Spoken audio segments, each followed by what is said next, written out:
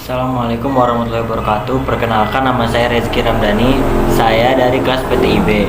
Di sini saya akan menjelaskan materi tentang manusia dan kehidupan, yang pembahasannya meliputi perjalanan hidup manusia dari alam ruh hingga akhirat. Ada juga ragam orientasi hidup manusia, tujuan dan fungsi penciptaan manusia, dan hidup sukses dalam pandangan Al-Quran. Kita mulai dari yang pertama, yaitu perjalanan hidup manusia dari alam ruh hingga akhirat. Yang pertama yaitu ada alam dunia.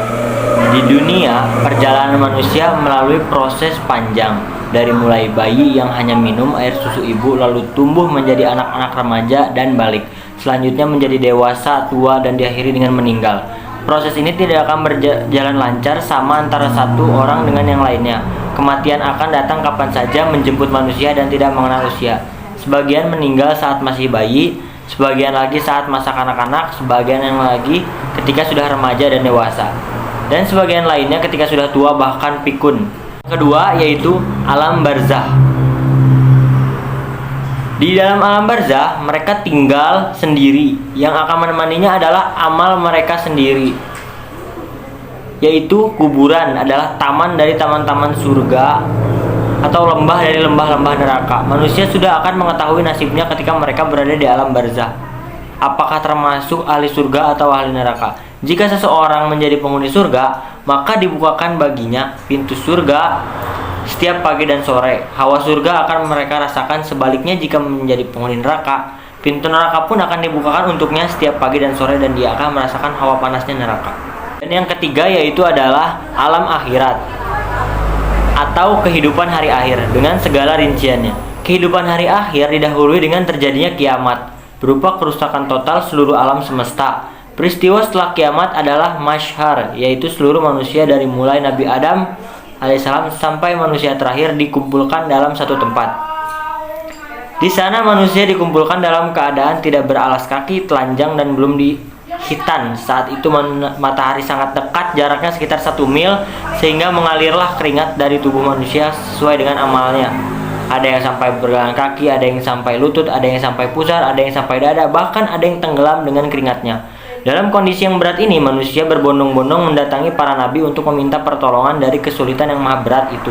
Tetapi semuanya tidak ada yang dapat menolong, dan terakhir hanya Rasulullah SAW yang dapat menolong mereka dari kesulitan masyar. Selanjutnya yaitu ragam orientasi hidup manusia. Ragam orientasi hidup manusia itu ya ada dua. Yang pertama, dunia dan perhiasannya. Ini mencakup apa saja selain ridho Allah dan surganya, seperti keinginan untuk dipuji dan disanjung, kedudukan dan kebesaran di hati manusia, harta dan jabatan, dan lain sebagainya. Semua tujuan itu adalah remeh dan hina dalam pandangan Allah Ta'ala.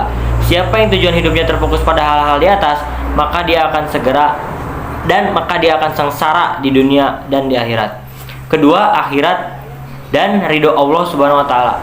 Inilah tujuan hidup seorang mukmin sejati, dan inilah yang dicintai dan diridhoi Allah. Siapa yang tujuan hidupnya adalah akhirat dan ridho Allah, maka dia akan dicukupi oleh Allah semua urusannya. Yang ketiga yaitu tujuan dan fungsi penciptaan manusia. Tujuan dan fungsi penciptaan manusia yaitu ada 4. Yang pertama, tujuan penciptaan manusia yang paling utama adalah untuk beribadah dan bertakwa kepada Allah. Manusia pada umumnya diciptakan untuk beribadah kepada Allah Subhanahu wa Ta'ala. Hal ini sesuai dengan ayat Quran surat Az-Zariyat ayat 56 yang berbunyi, "Dan aku tidak menciptakan jin dan manusia melainkan supaya mereka mengabdi kepadaku." Quran surat Al-Zariyat ayat 56. Yang kedua yaitu tujuan penciptaan manusia adalah sebagai pengurus bumi dan seisinya. Khalifah adalah hamba yang ditugaskan untuk menjaga kemaslahatan dan kesejahteraan dunia. Yang ketiga yaitu tujuan penciptaan manusia yang ketiga adalah mengemban amanah. Tujuan ini berupa kesanggupan manusia memikul beban taklif yang diberikan Allah Subhanahu wa Ta'ala. Tujuan penciptaan manusia ini mendidik orang-orang beriman supaya selalu memelihara amanah dan mematuhi perintah tersebut. Yang keempat yaitu tujuan penciptaan manusia adalah agar manusia senantiasa mengetahui maha kuasanya Allah Subhanahu wa Ta'ala. Ini meliputi pemahaman bahwa seluruh alam semesta termasuk bumi, tata surya dan seisinya terbentuk atas kuasa Allah Subhanahu wa taala. Yang terakhir yaitu hidup sukses dalam pandangan Al-Qur'an. Seperti apa sih hidup sukses dalam pandangan Al-Qur'an? Allah Subhanahu wa taala dalam Al-Qur'an memberikan penjelasan bahwa orang-orang yang dikatakan sukses dan berhasil serta kebahagiaan dalam hidup apabila memiliki komitmen keimanan, yakni mantap serta kokoh imannya, kuat tauhid dan akidahnya. Dan inilah modal awal meraih derajat kemuliaan di hadapan Allah Subhanahu wa taala dan suksesnya kekal dan abadi. Mungkin itu saja materi dari saya. Semoga dapat diambil kesimpulannya. Mohon maaf bila ada kesalahan. Assalamualaikum warahmatullahi wabarakatuh.